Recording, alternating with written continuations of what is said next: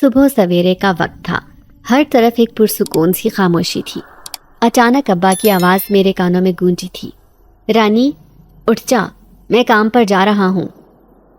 ابا ہمیشہ اس بات کا خیال رکھتے کہ وہ گھر سے نکلنے سے پہلے مجھ سے ضرور ملے۔ یہ ان کی ایک نہایت محبت بھری عادت تھی۔ مجھے بستر چھوڑنے کا ذرا بھی دل نہیں کر رہا تھا۔ نیند کا غلبہ بھی تھا اور لحاف کی گرمی بھی دل کو بھا رہی تھی، لیکن جیسے ہی ابا کی آواز آئی میں نے فوراً اپنا لحاف چھوڑا، اپنی آنکھیں ملتے ہوئے جلدی سے بستر سے نکلی اور ننگے پاؤں ہی صحن میں آ گئی۔ میں جیسے ہی صحن میں پہنچی دیکھا کہ ابا وہیں کھڑے میرا انتظار کر رہے تھے۔ ان کے چہرے پر محبت بھری مسکراہٹ تھی اور آنکھوں میں وہی شفقت جو میں ہمیشہ دیکھتی تھی۔ جیسے ہی میں ابا کے قریب پہنچی انہوں نے میرے سر پر بڑے پیار سے ہاتھ رکھا اور ان کے نرم الفاظ نے دل کو مزید سکون بخشا۔ رانی بیٹا، میں اب جا رہا ہوں، اپنا خیال رکھنا اور اماں کی باتیں ماننا۔ میرے جانے کے بعد اپنی ماں کو بالکل بھی تنگ نہیں کرنا۔ ان کی باتوں میں ہمیشہ محبت اور فکر شامل ہوتی تھی، جیسے وہ اپنے کام پر جا کر بھی دل سے میرے ساتھ ہوتے اور ان کو وہاں پر بھی میری ہی فکر ستاتی تھی۔ ابا کے یہ الفاظ میرے دل میں گونجنے لگے۔ وہ روز مجھے اسی طرح رخصت کر کے جاتے تھے اور میں بھی انہیں ہلکی سی مسکراہٹ کے ساتھ الوداع کہتی۔ میں نے بھی مدھم سی آواز میں کہا، خدا حافظ ابا۔ یہ ہمارا روز کا معمول تھا، لیکن ہر دن یہ لمحہ میرے لیے نیا اور خاص ہوتا۔ ابا میرے بغیر کبھی گھر سے نہیں نکلتے تھے اور ان کے چہرے پر ہلکی سی مسکراہٹ ضرور ہوتی تھی، جیسے ان کا دن میری طرف ایک نظر دیکھے بغیر شروع ہی نہیں ہو سکتا تھا۔ ان کے جانے کے بعد کچھ دیر میں یوں ہی صحن میں کھڑی رہی، جیسے ان کی شفقت اور محبت کی وہ آخری جھلک دل میں بسا رہی ہوں۔ جب ابا باہر نکل گئے تو میں نے ایک لمبی سانس لی، اپنے خوابیدہ خیالات کو چھوڑ کر خود کو دن کی شروعات کے لیے تیار کرنے کا سوچا۔ میں نے اپنا منہ ہاتھ دھویا اور باورچی خانے کی طرف چل دی۔ اماں وہاں پر پہلے سے ہی موجود تھی، جیسے ہر دن کی طرح آج بھی انہوں نے جلدی اٹھ کر ابا کے لیے ناشتہ تیار کیا تھا۔ یہ ان کی روزانہ کی روٹین تھی۔ وہ صبح نماز فجر کے بعد کچھ دیر ذکر میں مشغول رہتی، پھر صحن میں جھاڑو دے کر ابا کے لیے ناشتہ بنانے لگتی۔ جیسے ہی انہوں نے مجھے دیکھا تو پیار بھرے انداز میں مسکرائیں اور پھر پراٹھا بنانے میں مصروف ہو گئیں۔ ان کی نگاہوں میں پیار اور تھوڑا سا خفاپن بھی تھا۔ جبھی وہ بولی، رانی تیرا ابا روز تیرے انتظار میں کھڑا رہتا ہے، تجھے دیکھے بغیر تو وہ گھر سے نکلتا ہی نہیں، روز اخیر تک تجھے آوازیں دیتا ہے اور تو سوئی رہتی ہے، تو خود کیوں نہیں جاگ جاتی؟ تیرے ابا کا دل ہمیشہ تیری طرف ہی لگا رہتا ہے۔ کیا ہی اچھا ہو اگر تو بھی ہماری طرح سویرے اٹھ جا اور اپنے باپ کے سامنے ناشتہ کر، اس سے اس کا بھی دل خوش ہو جائے گا اور اس کا دن بھی اچھا گزرے گا۔ تو جانتی ہے تیرا باپ تجھ سے کتنی محبت کرتا ہے۔ اماں کی یہ باتیں ہمیشہ کی طرح میرے دل کو چھو لیتی اور مجھے اندازہ ہوتا کہ شاید میں واقعی تھوڑی سی سست ہو گئی ہوں۔ میں نے پانی کا گلاس بھرتے ہوئے لاپرواہی سے کہا، اماں آپ کو تو معلوم ہے صبح سویرے مجھے کتنی گہری نیند آتی ہے، اور جب میری آنکھیں موند کر میں اس پرسکون لمحے میں ڈوبی ہوں تو میرا دل چاہتا ہے کہ وقت تھم جائے۔ میں نے شرارتی انداز میں مسکراتے ہوئے اماں کی طرف دیکھا۔ اگر ابا کو اتنی جلدی نہ جانا ہوتا تو میں اس وقت تک سوتی رہتی، بلکہ شاید ابھی تک بستر میں ہی ہوتی۔ اماں میری طرف خفگی سے دیکھتی رہی۔ ان کی نظریں مجھے گویا بتا رہی تھی کہ انہیں میرا صبح دیر سے اٹھنا بالکل بھی پسند نہیں تھا۔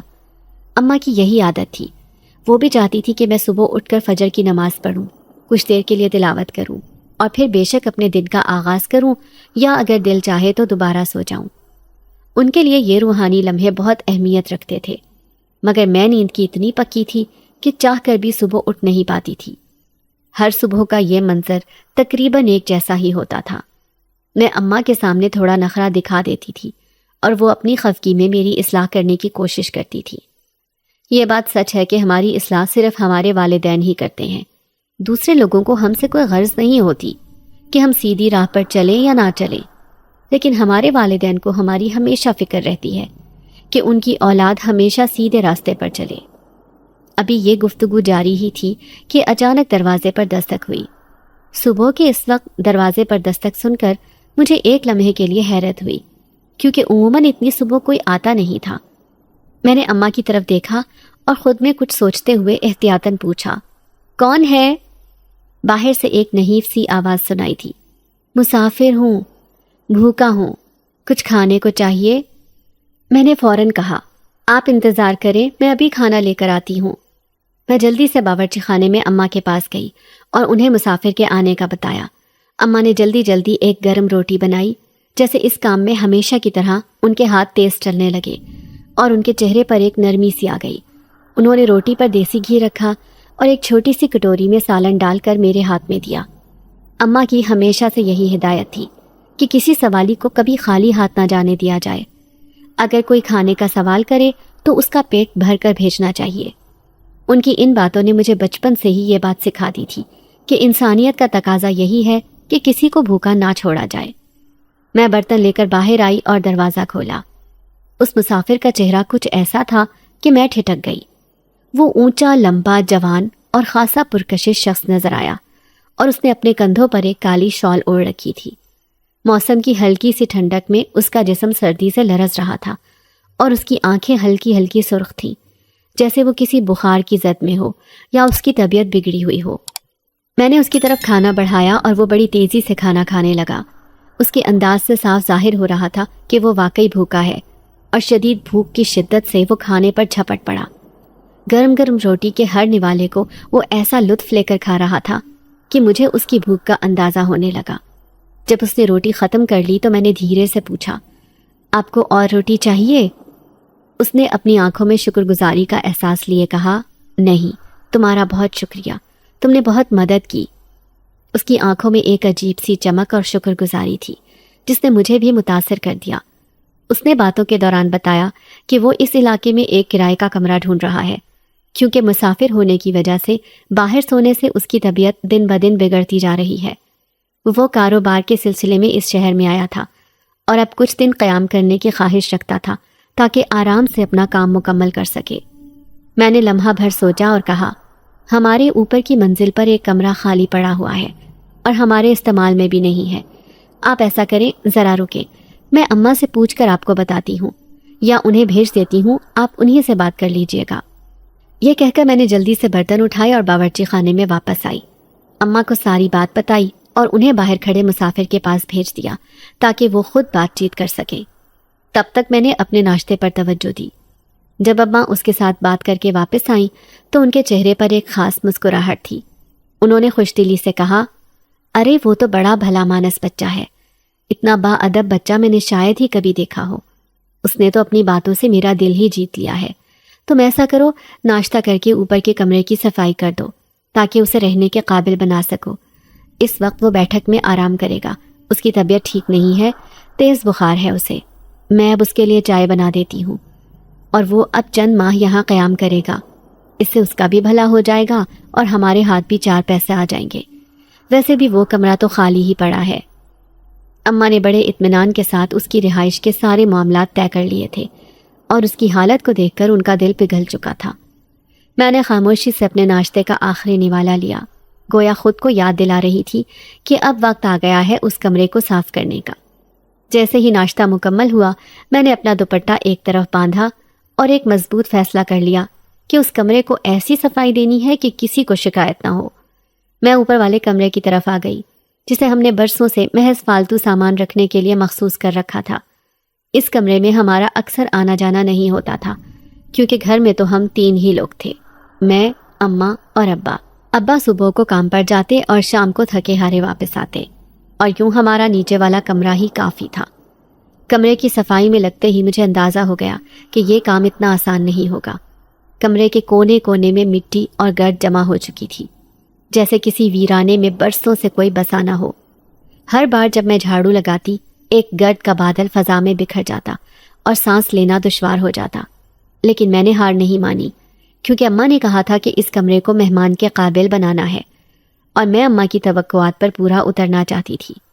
2 گھنٹے کی محنت مشقت کے بعد جب بالآخر کمرے کی شکل کچھ بہتر ہوئی تو مجھے اپنے ہی جسم سے الجھن ہونے لگی۔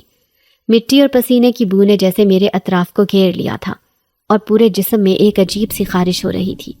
میں فوراً باتھ روم کی طرف بھاگی اور ٹھنڈے پانی سے نہانے لگی، گویا یہ نہانا ایک پاکیزگی کا احساس دے رہا تھا۔ جیسے ہی پانی کی ٹھنڈی بوندیں میرے جسم کو چھونے لگی، تمام تھکن آہستہ آہستہ دھلنے لگی اور میں محسوس کر رہی تھی کہ میری توانائی بحال ہو رہی ہے۔ نہانے کے بعد جب میں باہر نکلی اور اپنے بال خشک کرنے لگی تو میری نظر ایک دم سامنے پڑی۔ وہ لڑکا کھڑا تھا، لیکن وہ صرف معصوم نہیں لگ رہا تھا۔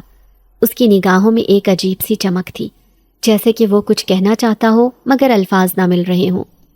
اس کی آنکھوں کی گہرائی میں کوئی راز چھپا ہوا تھا جسے میں سمجھ نہیں پا رہی تھی۔ میرے دل کی دھڑکنیں بے قابو سی ہونے لگیں اور ایک لمحے کے لیے میری نظریں اس سے ملی تو میں نے فوراً اپنے آپ کو سنبھالا۔ تبھی وہ بولا، میں اوپر جانا چاہتا ہوں، خالہ جان نے کہا ہے کہ اب میں اوپر جا کر آرام کر سکتا ہوں، آپ مجھے راستہ دکھا دیں۔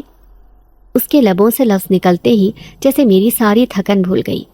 میں نے اس کی درخواست پر سر ہلایا اور سیڑھیوں کی طرف اشارہ کیا۔ اس نے شکریہ کے انداز میں سر جھکایا، اور جب وہ سیڑھیاں چڑھنے لگا تو مجھے یوں محسوس ہوا جیسے اس کی نظریں اب بھی میری طرف ہی ہیں، گویا وہ مجھے بغور دیکھ رہا ہے لیکن خاموشی سے۔ اس کے جانے کے بعد بھی اس کی موجودگی کا احساس میرے ارد گرد باقی رہا، جیسے ہوا میں اس کی موجودگی کی مہک کتنی دیر تک موجود رہی۔ ایک لمحے کے لیے مجھے یوں محسوس ہوا کہ یہ معمولی انسان نہیں بلکہ کوئی بہت خاص شخصیت ہے جس کے وجود کا مجھ پر گہرا اثر ہو رہا ہے۔ اس کا خیال میرے ذہن میں اتنی شدت سے پیوست ہو چکا تھا کہ میں اپنے کمرے میں واپس آ کر بھی اس کی ان آنکھوں کی چمک کو بھول نہیں پا رہی تھی۔ میرا نام رانیہ ہے، سب پیار سے مجھے رانی کہہ کر بلاتے ہیں۔ شاید یہ نام میرے لیے میری قسمت میں لکھا ہوا تھا، کیونکہ میری پیدائش والدین کے لیے ایک ایسی خوشی لے کر آئی تھی جس کا وہ برسوں سے خواب دیکھ رہے تھے۔ ابا نے میرا نام بڑے شوق سے رکھا تھا۔ شادی کے 8 برس بعد جب اماں کی گود خالی رہتے رہتے بھری تو گویا وہ مجھے دنیا کی سب سے بڑی خوش نصیبی سمجھنے لگی۔ میرے بعد ان کی زندگی میں مزید اولاد کی کوئی خوشی نہ آئی، اور اس طرح میں ہی ان کی آنکھوں کا تارا، ان کا خواب اور ان کی زندگی کا محور بن گئی۔ ابا کا میرے ساتھ محبت کا رشتہ کسی عام باپ اور بیٹی کا رشتہ نہیں تھا، بلکہ یوں لگتا تھا جیسے انہوں نے میرے ہونے کو اپنی زندگی کا مقصد بنا لیا تھا۔ ان کی ہر نظر، ہر بات، ہر فیصلہ مجھ پر آ کر ٹھہر جاتا تھا۔ اس پیار میں ایک شدت تھی جو شاید میری اکلوتی اولاد ہونے کی وجہ سے بھی تھی۔ میں اب 17 برس کی ہو چکی تھی اور اپنے گاؤں کے واحد اسکول سے میٹرک تک تعلیم حاصل کی۔ میرے گاؤں میں اسکول تو موجود تھا، لیکن اس کے بعد کالج کی تعلیم کے لیے شہر جانا پڑتا، اور یہی وجہ تھی کہ میرے اور ابا کے خیال میں کالج کا انتخاب مناسب نہیں تھا۔ شہر کا روزانہ آنا جانا، جہاں بسوں کی بے ہنگم قطاریں، راستے کی گرد اور ہنگامہ آرائی سے بھری مصروفیت تھی، یہ میرے لیے ناقابل برداشت ہوتا۔ شاید اسی لیے ہم دونوں نے اتفاق کیا کہ میں مزید تعلیم کے لیے شہر نہ جاؤں۔ اس فیصلے نے میری زندگی کو ایک نئے رخ پر ڈالا، جہاں اب میرا زیادہ تر وقت گھر کے کام کاج اور اماں کی مدد میں گزرتا تھا۔ اب گھر میں میری ذمہ داریوں کا دائرہ وسیع ہو چکا تھا۔ اماں جو میرے مستقبل کے لیے طرح طرح کے خواب سجائے ہوئے تھی، آج کل میری شادی کے لیے جہیز کی تیاریوں میں مصروف رہتی تھی۔ ہاتھوں میں مہندی کی خوشبو کے خواب اور ذہن میں شادی کی باتوں کے بیچ وہ ایک ایک چیز کو اپنی محبت سے سنوارتی تھی۔ اماں کو میری فکر تھی کہ ہر چیز مکمل ہو تاکہ میری زندگی میں کبھی کسی چیز کی کمی نہ ہو۔ ابا نے بھی اماں سے کہہ دیا تھا کہ میرے 18 برس کا ہوتے ہی وہ میری شادی کے لیے ایک مناسب رشتہ دیکھیں گے، اور اس کی خاطر انہوں نے برسوں سے کچھ جمع پونجی بھی سنبھال کر رکھی تھی۔ حالانکہ میرے دل میں ابھی شادی کا کوئی خاص خیال نہیں تھا۔ میں چاہتی تھی کہ زندگی کی اور بھی رنگینیاں دیکھوں، کچھ اور خواب پورے کروں، لیکن یہ بات میں اماں اور ابا سے کیسے کہہ سکتی تھی؟ وہ اپنے خیالوں میں میری زندگی کا ایک ایسا نقشہ بنا چکے تھے جس میں شاید میری پسند اور ناپسند کو جگہ نہ ملی تھی، مگر پھر بھی میں ان کے جذبے کو دیکھ کر خاموش رہتی۔ ابا کی محنت سے ہماری زندگی کی ضروریات پوری ہو رہی تھی۔ وہ ایک مل میں سیکیورٹی گارڈ کی نوکری کرتے تھے۔ یہ نوکری بظاہر تو ایک معمولی حیثیت کی تھی، لیکن ابا کے لیے یہ بہت معنی رکھتی تھی۔ صبح اندھیرے میں گھر سے نکلنا، تھکی ماندی رات کو لوٹنا، ان کے چہرے کی سنجیدگی میں چھپے خواب اور اس کے دیے، یہ سب کچھ میری آنکھوں کے سامنے تھا۔ جب کبھی ابا کو دیکھتی تو ان کی آنکھوں میں ایک عزم اور محنت کا جذبہ دکھائی دیتا، گویا وہ کہہ رہے ہوں کہ میری زندگی ان کی سب سے بڑی ذمہ داری ہے۔ یہ نوکری ان کے لیے نہ صرف ذریعہ معاش تھی بلکہ فخر کا مقام بھی تھی۔ وہ اکثر اماں سے کہتے، میں اپنی رانی کی زندگی میں خوشیاں بکھیرنے کے لیے دن رات محنت کرتا ہوں اور میں چاہتا ہوں کہ وہ ہمیشہ خوش رہے۔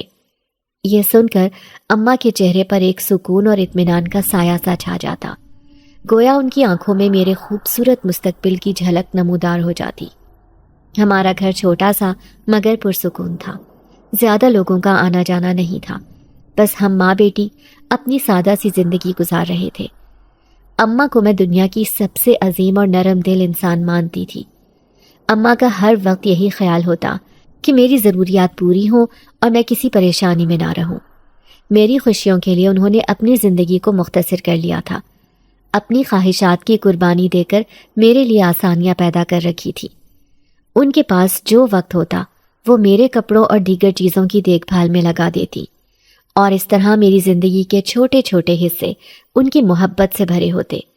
ان کے ساتھ رہتے ہوئے میں نے کبھی بھی دنیا کی مشکلات کا سامنا نہیں کیا تھا۔ یوں لگتا جیسے ان کی دعائیں اور محبت میرے ہر قدم پر میرے ساتھ ہوتی ہوں۔ میری واحد سہیلی خدیجہ تھی۔ خدیجہ ایک بے حد مخلص لڑکی تھی اور اس کے ساتھ میرا ایک خاص تعلق تھا۔ میں اپنی ہر بات اسی سے کرتی، اپنے دل کی ہر بات اس سے کہتی، اور یوں لگتا جیسے وہ میری ہمراز ہو۔ ہمارے درمیان ایسی گہری دوستی تھی کہ وہ میرے دل کے قریب تھی۔ ہم زیادہ تر دن کے وقت ساتھ بیٹھ کر باتیں کرتے اور دنیا جہان کی باتیں کرتے۔ وہ واحد شخصیت تھی جس کے سامنے میں بے جھجک ہو کر اپنی تمام پریشانیاں اور خوشیاں بانٹتی۔ اسی کی وجہ سے میرا دل بوجھل ہونے کے بجائے ہمیشہ ہلکا محسوس ہوتا۔ گھر کا ماحول ہمیشہ سے ہی نیک اور سادگی پر مبنی تھا۔ میرے والدین نے مجھے رحم دلی، سخاوت اور ایثار کی تربیت دی تھی۔ میرا دل بھرا رہتا اور دل میں ایک خاص قسم کا سکون محسوس ہوتا تھا۔ ہمارے والدین کی فطرت میں رحم دلی اور خدمت خلق کا جذبہ کوٹ کوٹ کر بھرا ہوا تھا۔ انہیں ہمیشہ اللہ کی رضا کی تلاش رہتی اور وہ یہی سوچتے کہ لوگوں کی مدد کر کے وہ اپنے رب کو خوش کر رہے ہیں۔ کبھی کبھار کوئی فقیر یا مسکین یا سوالی دروازے پر آ جاتا تو وہ اسے خالی ہاتھ نہیں جانے دیتے تھے۔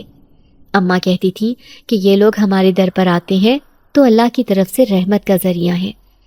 ان کی باتوں میں ہمیشہ حکمت اور نرمی ہوتی، اور میں بھی یہی سیکھنے لگی تھی کہ جو کچھ ہمارے پاس ہے وہ اللہ کا دیا ہوا ہے اور ہمیں اسے دوسروں کے ساتھ بانٹنا چاہیے۔ آج بھی جب دروازے پر دستک ہوئی اور ایک سوالی مسافر نے مدد مانگی تو میری اماں نے فوری طور پر میرے کہنے پر اس کے لیے کچھ کھانے پینے کا انتظام کر دیا۔ میں نے اپنے مخصوص انداز میں دروازے کی چوکھٹ پر کھڑے اس سوالی سے ہمدردی کے ساتھ پوچھا کہ آیا اسے کچھ اور چاہیے، تو اس نے کھانا کھانے کے بعد جھجکتے ہوئے کہا کہ اسے رہنے کے لیے بھی کوئی جگہ چاہیے جہاں وہ چند دنوں تک ٹھہر سکے۔ یہ بات سن کر میں فوراً امی کے پاس آئی، لیکن پھر حیران ہوئی اور سوچ میں پڑ گئی کہ اماں نے فوری طور پر اوپر کے خالی کمرے کے لیے حامی بھر دی۔ میں نے بھی اس کمرے کو کئی بار دیکھا تھا۔ پرانا اور خالی ہونے کے باوجود اس کمرے میں ایک مخصوص گرم جوشی محسوس ہوتی تھی۔ اماں نے اس مسافر سے کچھ ضروری باتیں کی، شاید کرایہ طے کرنے یا مدت قیام کے حوالے سے، مگر مجھے کبھی کچھ نہیں بتایا۔ بعد میں اماں سے پتہ چلا کہ اس کا نام عثمان ہے اور اب وہ اوپری منزل پر ٹھہرے گا۔ ایک عجیب سی خوشی اور تسلی محسوس ہوئی کہ اماں نے ایک اور ضرورت مند کی زندگی میں آسانی پیدا کی ہے۔ شام کا وقت تھا اور ہر طرف ایک پرسکون خاموشی چھائی ہوئی تھی۔ تھوڑی ہی دیر میں ابا گھر پہنچ گئے۔ جیسے ہی انہوں نے گھر میں قدم رکھا، اماں نے انہیں عثمان کے بارے میں بتانا شروع کیا۔ اماں نے بڑی محبت سے بتایا کہ کیسے وہ شخص دروازے پر آیا تھا اور ان کی ضرورتوں کے بارے میں بات کی۔ اماں کی باتوں میں نہ صرف ہمدردی تھی بلکہ ایک فخر بھی تھا کہ انہوں نے اللہ کے نام پر ایک اور بندے کی مدد کی تھی۔ اماں نے عثمان کی بے حد تعریف کی کہ وہ کیسے شریف النفس شخص معلوم ہوتا تھا۔ ان کی باتوں سے ایسا لگ رہا تھا جیسے وہ عثمان کو اپنا کوئی قریبی عزیز مان چکی ہوں۔ اماں کی باتوں سے ابا کے چہرے پر بھی خوشی اور مسکراہٹ نظر آنے لگی، جیسے وہ بھی دل سے اس شخص کے لیے خیر مقدم کر رہے ہوں۔ اتنے میں ہم نے دیکھا کہ عثمان اوپر سے نیچے آ رہا ہے۔ اس کا انداز آرام دہ تھا، جیسے وہ اس جگہ کو اپنا سمجھنے لگا ہو۔ اس کا چہرہ پرسکون نظر آیا اور صبح کے مقابلے میں اس کی طبیعت بھی کچھ بہتر محسوس ہو رہی تھی۔ ابا نے جب عثمان کو دیکھا تو بڑے دوستانہ انداز میں اس سے باتیں کرنے لگے۔ ان کی گفتگو میں جیسے کسی اجنبی سے نہیں بلکہ ایک پرانے دوست سے ملنے کا سا احساس تھا۔ ابا کے رویے میں ہمیشہ سے ایسی ہی گرم جوشی ہوتی تھی، کسی بھی اجنبی کو چند ہی لمحوں میں اپنائیت کا احساس ہو جاتا۔ اماں نے آج خاص طور پر مہمان کی خاطر ایک دیسی مرغی پکائی تھی جو کہ ہمارے گھر میں کسی خاص موقع پر ہی بنتی تھی۔ میں نے اماں کے اس عمل کو خاموشی سے سراہا کیونکہ وہ ہمیشہ مہمان نوازی میں کسی قسم کی کمی نہیں آنے دیتی تھی۔ کھانا تیار ہو چکا تھا اور اماں نے ابا اور عثمان کو باہر بیٹھنے کے لیے کہا تاکہ وہ آرام سے کھانا کھا سکے۔ میں خاموشی سے باورچی خانے میں ہی بیٹھ کر اپنا کھانا کھانے لگی۔ مجھے احساس تھا کہ آج کا کھانا صرف ایک کھانا نہیں تھا بلکہ اس میں اماں کی محبت اور اخلاص اور سخاوت شامل تھی۔ کھانا کھاتے ہوئے ابا نے عثمان سے مختلف سوالات پوچھنے شروع کر دیے، جیسے کہ وہ کون ہے، کہاں سے آیا ہے اور کس کام کے سلسلے میں یہاں ٹھہرا ہوا ہے۔ عثمان نے دھیمے لہجے میں ایک ایک سوال کا جواب دیا، جیسے کہ وہ اپنے بارے میں زیادہ کچھ نہ بتانا چاہتا ہو۔ اس نے بتایا کہ وہ کپڑے کا کاروبار کرنا چاہتا ہے مگر یہ نہیں جانتا کہ کہاں سے شروع کرے۔ وہ کہہ رہا تھا کہ اس نے مختلف جگہوں سے پتہ کرنے کی کوشش کی مگر ابھی تک اسے کوئی خاطر خواہ کامیابی نہیں ملی۔ اسی دوران اس کی طبیعت بھی خراب ہو گئی جس کی وجہ سے وہ مزید معلومات جمع نہیں کر سکا، مگر اب اس نے ارادہ کیا تھا کہ کل سے دوبارہ محنت کرے گا اور کام کے سلسلے میں پتہ کرے گا۔ ابا نے اس کی باتیں بڑے غور سے سنی اور مسکراتے ہوئے سر ہلا کر اسے حوصلہ دیا۔ عثمان کی باتوں میں عزم تھا مگر ساتھ ہی ایک چھپی ہوئی جھجک بھی محسوس ہو رہی تھی، جیسے کہ اس کے دل میں کوئی بوجھ ہو۔ کھانے کے بعد اماں نے قہوہ بنانے کا کہا۔ میں جلدی سے کچن میں گئی اور قہوہ تیار کرنے لگی۔ میں نے دیکھا کہ عثمان قہوہ پیتے ہوئے بھی ایک سنجیدہ اور غور و فکر میں ڈوبا ہوا محسوس ہو رہا تھا، جیسے کہ اس کے دل میں کئی سوالات اور خیال ہوں۔ ابا نے قہوہ پیتے ہوئے اس سے مزید کچھ سوالات کیے تاکہ اسے تھوڑا اور جان سکیں، مگر عثمان نے اپنے مخصوص نپے تلے انداز میں جواب دیے، جیسے وہ کچھ چھپا رہا ہو۔ اس کا انداز مجھے عجیب سا لگا۔ اس کی گفتگو میں ایک پراسراریت تھی۔ میں نے دیکھا کہ اس نے وہی شال کندھوں پر اوڑھ رکھی تھی جو صبح بھی تھی، اور یوں لگ رہا تھا جیسے اس کے دل و دماغ میں کچھ نہ کچھ چھپا ہوا ہے۔ وہ خاموشی سے ابا سے اجازت لے کر واپس اوپر چلا گیا۔ اس رات جب میں اپنے بستر پر لیٹ کر سوچ رہی تھی تو میرے دل میں مختلف خیالات گردش کرنے لگے۔ ایک انجانا سا احساس تھا کہ اس شخص کے بارے میں کچھ ٹھیک نہیں ہے، جیسے اس کے اندر کوئی بھید چھپا ہو۔ میں نے سوچا کہ اگرچہ اس کا ہمارے گھر میں رہنا مجھے کچھ عجیب لگ رہا ہے مگر اماں ابا کے لیے میں نے اپنی یہ تشویش ظاہر نہیں کی۔ اماں اور ابا ہمیشہ ہی دوسروں کی مدد کرنے کے عادی تھے، چاہے ان کے اپنے حالات کتنے ہی مشکل کیوں نہ ہوں۔ ان کے دل میں اتنی رحم دلی اور سخاوت تھی کہ وہ خود تو تنگی برداشت کر لیتے تھے مگر دوسروں کو مشکلات میں دیکھ کر ان کا دل پسیج جاتا تھا۔ شاید یہی وجہ تھی کہ انہوں نے عثمان کو بھی اپنے گھر میں پناہ دی۔ اپنے والدین کے اس عظیم جذبے کو دیکھتے ہوئے میں نے خود کو تسلی دی اور اپنے خیالات کو جھٹک کر نیند کی آغوش میں چلی گئی۔ اگلے دن صبح جب ابا جانے کے لیے تیار ہو رہے تھے تو انہوں نے مجھے آواز دی۔ میں اس وقت پہلے ہی جاگ رہی تھی کیونکہ رات بھر نیند پوری طرح سے آ نہیں سکی تھی، اسی وجہ سے صبح بھی آنکھ جلدی کھل گئی۔ میں جلدی سے کمرے سے باہر آئی، اپنے خیالوں میں گم تھی اور دوپٹہ گلے میں ڈال رکھا تھا۔ جیسے ہی ابا کے ساتھ اس اجنبی کو کھڑے دیکھا تو جھٹ سے جھجک گئی اور فوراً دوپٹہ سر پر جما کر آگے بڑھی۔ ابا اور اس اجنبی کو مشترکہ سلام کیا جس کا ابا نے جواب دے کر میرے سر پر شفقت سے ہاتھ رکھا اور باہر کی طرف روانہ ہو گئے۔ وہ اجنبی مجھے حیرت سے دیکھ رہا تھا اور پھر شوخ مسکراہٹ کے ساتھ چلا گیا۔ مجھے اس کا اس طرح دیکھنا کچھ ناگوار گزرا، جیسے اس کی نظروں میں کوئی عجیب سا تجسس ہو۔ دل تو چاہا کہ اسی وقت اسے کچھ کہوں مگر چپ رہنے میں ہی بہتری سمجھی۔ اس کے بعد میں سیدھا باورچی خانے میں اماں کے پاس آئی اور ہچکچاتے ہوئے کہا، اماں آپ کو نہیں لگتا کہ یہ آدمی کچھ عجیب سا ہے، جیسے اس کے اندر کوئی پراسراریت چھپی ہو؟ میں نے اپنے الجھے ہوئے خیالات اماں کے سامنے رکھے۔ اماں نے مسکرا کر کہا، ارے بیٹی یہ سب تمہارا وہم ہے، سیدھا سادہ بچہ ہے، بس طبیعت خراب ہونے کی وجہ سے کچھ سست ہے، باقی سب ٹھیک ہے، کوئی ایسی بات نہیں ہے۔ اماں نے میری تسلی کی خاطر یہ بات کہی اور میرا ناشتہ میرے سامنے رکھ دیا، مگر میرے دل میں ایک انجانا سا شک پیدا ہو چکا تھا، جیسے میری چھٹی حس مجھے کسی خطرے کا اشارہ دے رہی ہو۔ ناشتہ کرنے کے بعد میں نے اماں کو بتا کر اوپر کی طرف قدم بڑھائے۔ دراصل میرا مقصد اس کے کمرے کی تلاشی لینا تھا، یہ جاننے کے لیے کہ وہ کون ہے اور کہاں سے آیا ہے، کیا واقعی وہ سچ بول رہا ہے۔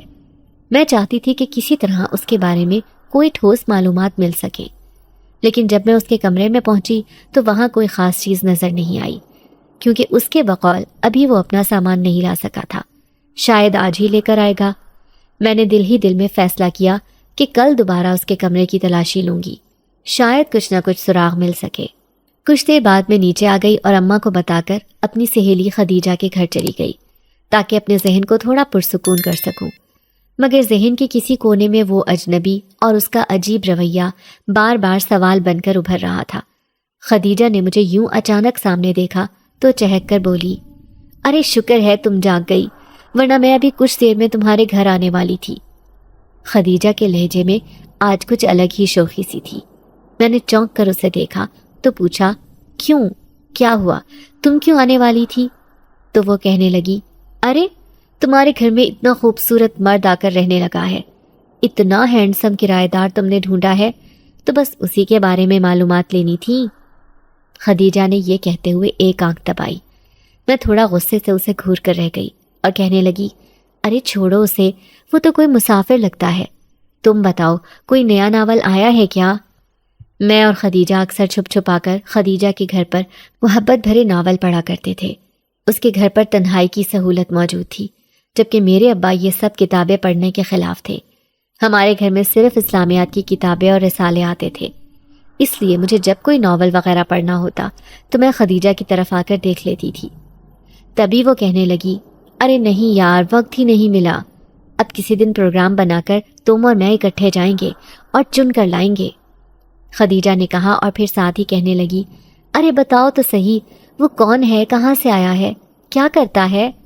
سارے گاؤں میں اس کرایہ دار کی دھوم مچی ہوئی ہے، ہر کوئی اس سے متاثر نظر آ رہا ہے، اور تمہارے نزدیک وہ کوئی اہمیت ہی نہیں رکھتا۔ خدیجہ نے جب یہ کہا تو میں حیران رہ گئی اور پوچھا، آخر کس نے یہ خبر اڑائی ہے، کون اس طرح کی باتیں کر رہا ہے؟ جبکہ خدیجہ سنجیدہ ہو گئی اور کہنے لگی، دراصل وہ کرایہ دار پہلے بھی کئی گھروں میں پوچھ چکا تھا کہ کہیں اسے کوئی کمرہ کرائے پر مل جائے، لیکن کسی نے بھی حامی نہیں بھری، کوئی بھی کسی انجان مرد کو اس طرح کمرہ نہیں دینا چاہتا تھا، لیکن تمہارے گھر میں جب وہ آ کے رہنے لگا تو لوگوں نے بہت زیادہ حیرت کا اظہار کیا اور مختلف باتیں کرنے لگے، بس اور کچھ نہیں۔ خدیجہ نے ڈھکے چھپے لفظوں میں جب یہ کہا تو میرا رواں رواں سلگ اٹھا تھا۔ میں سوچ بھی نہیں سکتی تھی کہ گاؤں کے لوگ اتنی دقیانوسیت کا مظاہرہ کریں گے، حالانکہ یہاں پر تو مہمان کو اتنی عزت دی جاتی ہے، اسے اتنا مان دیا جاتا ہے، پھر نہ جانے کیوں گاؤں کے لوگ اس طرح کی باتیں کر رہے ہیں۔ مجھے بہت غصہ آیا، اتنا کہ میرا موڈ ایک دم خراب ہو گیا، اور میں نے خدیجہ کے روکنے کی بھی پرواہ نہیں کی، چپ چاپ اٹھ کر گھر چلی آئی۔ اماں نے جب مجھے سنجیدہ دیکھا تو پوچھنے لگی، کیا ہوا رانی، تو گئی تو بڑی خوش خوش تھی، جب واپس آئی ہے تو تیرا منہ کیوں لٹکا ہوا ہے؟ اماں اس وقت ساگ کے پتے توڑ رہی تھی اور میں بھی ان کے پاس بیٹھ کر بے دلی کے ساتھ ساگ میں ہاتھ مارنے لگی۔ تبھی میں نے کہا، اماں خدیجہ نے بتایا کہ گاؤں کے لوگ عجیب باتیں کر رہے ہیں، وہ کرایہ دار ہمارے گھر پر رہ رہا ہے تو گاؤں کے لوگوں کی زبانیں کھل گئی ہیں۔ میں نے اماں کو سادہ سے الفاظ میں بتا دیا تو اماں کے چہرے پر سوچ کی لکیریں پھیل گئیں، لیکن کچھ دیر بعد وہ کہنے لگی، تو پریشان مت ہو رانی، اللہ مالک ہے، اللہ ہماری نیت کو بہتر جانتا ہے، تو بس اللہ کو خوش کر، یہ مخلوق بھی کبھی خوش ہوئی ہے؟ اماں نے یہ کہہ کر بات ہی ختم کر دی تو میرے دل میں بھی اطمینان سا اتر آیا تھا۔ میں اور اماں مل کر ساگ کاٹنے لگے اور ساتھ ساتھ ادھر ادھر کی باتیں کرنے لگے، جب اچانک ہی وہ کرایہ دار چلا آیا۔ اس کا چہرہ اس وقت بھی تھکا تھکا لگ رہا تھا، صبح کا گیا ہوا تھا اور اب دوپہر ہو چکی تھی۔ تبھی آتے ہی اماں سے کہنے لگا، خالہ جان کیا کھانا ملے گا اس وقت؟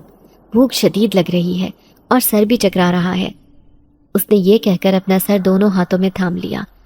اماں فوراً اٹھی اور کہنے لگی، ارے بیٹا ابھی کھانا بنا کر لاتی ہوں، تم ایسا کرو بیٹھک میں چل کر آرام کرو، شاید ابھی تمہارا بخار مکمل ٹھیک نہیں ہوا، اسی وجہ سے طبیعت زیادہ خراب ہو گئی ہے۔ اماں یہ کہہ کر فوراً باورچی خانے کی طرف چلی گئی اور اس کے لیے روٹی بنانے لگی، جبکہ میں اب بھی بے دلی سے ساگ توڑ رہی تھی، لیکن میرا دھیان اندر بیٹھک میں آرام کرتے ہوئے عثمان کی طرف چلا گیا تھا۔ نہ جانے وہ کون تھا، کہاں سے آیا تھا، اور یوں اچانک ہماری زندگی میں کیسے آسانی سے شامل ہو گیا۔ میں نے سوچ لیا تھا کہ آج میں اس سے ضرور پوچھوں گی کہ اس کا کیا مقصد ہے، اور اگر اس نے مجھے صحیح جواب نہیں دیا تو پھر میں اسے یہاں سے جانے کا بول دوں گی۔ اپنے دل میں یہ فیصلہ کر کے میں مطمئن ہو گئی تھی۔ کھانا کھانے کے بعد وہ تو سو گیا تھا، میں بھی اپنے کمرے میں آ گئی، اور شام کو جب میں نے اماں سے اس کے بارے میں پوچھا کہ اب اس کی طبیعت کیسی ہے، تو اماں کہنے لگیں وہ اوپر جا کر آرام کر رہا ہے، تو ایسا کر چائے بنا کر ایک کپ اسے دے اور اس کی طبیعت بھی پوچھا۔ مجھے اس کی طرف سے بہت فکر مندی ہو رہی ہے، جوان بچہ ہے لیکن طبیعت کی خرابی کی وجہ سے کیسے مرجھا کر رہ گیا ہے۔ اماں نے فکر مندی سے کہا تو میں سر ہلاتی ہوئی اٹھ کر اوپر آ گئی۔ چائے پہلے ہی بنائی ہوئی تھی۔ میں نے دروازے پر ہلکی سی دستک دی تو دروازہ کھلتا چلا گیا۔ میں اندر داخل ہو گئی۔ وہ سامنے ہی بستر پر بیٹھا ہوا تھا۔ اس کی آنکھیں کھلی تھی لیکن یوں لگ رہا تھا جیسے وہ وہاں موجود نہیں ہے۔ تبھی میں نے دھڑکتے ہوئے دل کے ساتھ اسے آواز دی، عثمان یہ چائے لے لیں۔ میری آواز سن کر وہ یوں چونکا جیسے اسے ابھی میری آمد کی خبر ہوئی ہو۔ تبھی اس نے بے اختیار آگے بڑھ کر چائے کا کپ پکڑ لیا، کہنے لگا تم یہاں پر کیوں آئی ہو؟ تمہیں اوپر نہیں آنا چاہیے تھا۔ عثمان کے اس طرح کہنے پر میرے دل میں ناگواری کی شدید لہر اٹھی۔ اس کے کمرے سے عجیب سی مہک آ رہی تھی۔ اس مہک میں کچھ عجیب سا محسوس ہو رہا تھا جو میرا سر بھاری ہو رہا تھا۔ تبھی میں نے اسے کہا کیوں نہیں آنا چاہیے؟ یہ میرا گھر ہے اور میں جب چاہوں جہاں چاہوں آ جا سکتی ہوں۔ آخر تم ہوتے کون ہو ہماری زندگی میں یوں دخل اندازی کرنے والے؟ نہ جانے کہاں سے اٹھ کر آ گئے ہو، کون ہو کون نہیں، تمہارے بارے میں ہمیں کچھ معلوم نہیں، اور لوگ ہمارے گھرانے کے بارے میں باتیں کر رہے ہیں، تمہیں ذرا بھی اس بات کی پرواہ ہے؟ نہ جانے مجھے کس بات کا غصہ تھا، کس بات کی بھڑاس تھی جو میں نے ایک دم عثمان پر نکال دی، اور وہ حیرت سے میرا چہرہ دیکھنے لگا۔ تبھی وہ کہنے لگا رانی تم نہیں جانتی کہ میں کون ہوں، میں جن زادہ ہوں اور میرا نام عثمان ہے۔ میں اس دنیا میں ایک خاص مقصد سے آیا ہوں۔ میں شاہ جنات کا اکلوتا وارث ہوں، اور جب تک میرا عمل پورا نہیں ہو جاتا تب تک میں یہاں سے جا نہیں سکتا۔ عثمان کی بات سن کر میرے پیروں تلے سے زمین نکل گئی اور میں حیرت سے آنکھیں پھاڑے اسے دیکھے گئی۔ شاہ جنات کا وارث، خاص عمل، آخر تم کیا کہہ رہے ہو؟ کیا یہ کوئی مذاق چل رہا ہے؟ میرے اس طرح پوچھنے پر وہ کہنے لگا نہیں، یہ کوئی مذاق نہیں ہے، میں سچ کہہ رہا ہوں، اور یہاں پر میں ایک خاص عمل کے ذریعے اپنا مقصد حاصل کرنے آیا ہوں۔ دراصل میں شاہ جنات کا اکلوتا وارث ہوں، اور میرے والد کے رشتہ دار میری جان کے دشمن بنے ہوئے ہیں۔ یہی وجہ ہے کہ میرے والد نے بھیس بدل کر مجھے یہاں پر بھیج دیا ہے، کیونکہ وہ چاہتے ہیں کہ میں تب تک ساری تربیت حاصل کر لوں جو جنات کا شاہ بننے کے لیے ضروری ہوتی ہے، ورنہ اگر میں وہ تربیت حاصل کرنے میں ناکام رہا تو میرے باپ کے رشتہ دار میری جگہ لے لیں گے اور وہ ہماری سلطنت کے شاہ بن جائیں گے۔ یہی وجہ ہے کہ میں اس دنیا میں آیا ہوں، اور ابھی مجھے کچھ مہینے یہیں پر رہ کر اپنے اس عمل کو مکمل کرنا ہوگا۔ اگر میں اس میں کامیاب نہ ہو پایا تو میں ہمیشہ کے لیے اپنی دنیا سے باہر ہو جاؤں گا، میں صرف اسی دنیا کا رہ جاؤں گا۔ اسی لیے میں بے حد پریشان ہوں، اور مجھے کوئی ایسی جگہ چاہیے تھی جہاں پر میں سکون سے رہ کر اپنا عمل مکمل کر سکوں اور کسی کا بھی کوئی عمل دخل نہ ہو۔ یہی وجہ ہے کہ جب میں نے تمہارے گھر کے بارے میں سنا کہ تم لوگ صرف 3 افراد ہو اور تمہارے ماں باپ بہت نیک اور ہمدرد طبیعت کے مالک ہیں، تو میں نے سوچا کہ میرے لیے اس سے بہتر اور کوئی جگہ نہیں ہو سکتی۔ اسی لیے میں یہاں پر چلا آیا، اور یہاں پر میں کافی سکون محسوس کر رہا ہوں۔ لیکن میں یہ سمجھ گیا تھا کہ تم میرے حوالے سے کچھ ٹھٹک سی گئی ہو، تمہیں مجھ سے کچھ تحفظات ہیں اور تم تجسس میں مبتلا ہو۔ اسی لیے آج میں نے تمہیں اپنی حقیقت بتا دی ہے۔ اب فیصلہ تم پر چھوڑتا ہوں۔ ہاں، تمہارا فیصلہ جو بھی ہوا، میں ایک وعدہ کرتا ہوں، تمہیں کبھی کوئی نقصان نہیں پہنچاؤں گا۔ یہ کہہ کر عثمان نے چائے کا کپ اپنے منہ کو لگا لیا، جبکہ میں اس وقت شدید حیرت کے زیر اثر تھی اور سمجھ نہیں آ رہی تھی کہ میں عثمان سے کیا کہوں۔ میں چپ چاپ آہستہ قدموں سے واپس پلٹ آئی۔ اس وقت میری ذات کے ارد گرد جیسے دھماکے ہو رہے تھے، اور میں سمجھ نہیں پا رہی تھی کہ آخر عثمان واقعی سچ کہہ رہا تھا یا نہیں۔ پہلے تو دل کیا کہ اماں کو اس کے بارے میں سب کچھ بتا دوں، لیکن پھر سوچا کہ اماں کہیں ڈر نہ جائیں، گھبرا نہ جائیں، اسی لیے میں نے انہیں کچھ بھی نہیں بتایا اور چپ رہی۔ تبھی اس دن کے بعد سے میں پہلے کی نسبت کافی محتاط ہو گئی تھی۔ میں اب عثمان سے کوئی بھی بات چیت نہیں کرتی تھی، بلکہ خاموشی سے اس کے اوپر نظر رکھے ہوئے تھی، کیونکہ مجھے اس بات کا ڈر تھا کہ کہیں وہ ہمیں کوئی نقصان نہ پہنچا دے، اپنے کسی عمل کے ذریعے وہ ہمارا کوئی نقصان نہ کر دے۔ یہی وجہ تھی کہ میں چپ چاپ اس پر نظر رکھے ہوئے تھی، لیکن عثمان بھی شاید اس بات کو سمجھ چکا تھا، اسی لیے وہ اپنے منہ دھیان ہی اپنے کام میں لگا رہتا۔ اب وہ زیادہ تر تو اوپر ہی رہتا تھا اور اپنے کام میں مصروف رہتا، نہ تو وہ کہیں آتا جاتا تھا اور نہ ہی وہ زیادہ تر نیچے آتا۔ اب گھر پر ایک خاموشی سی رہتی تھی۔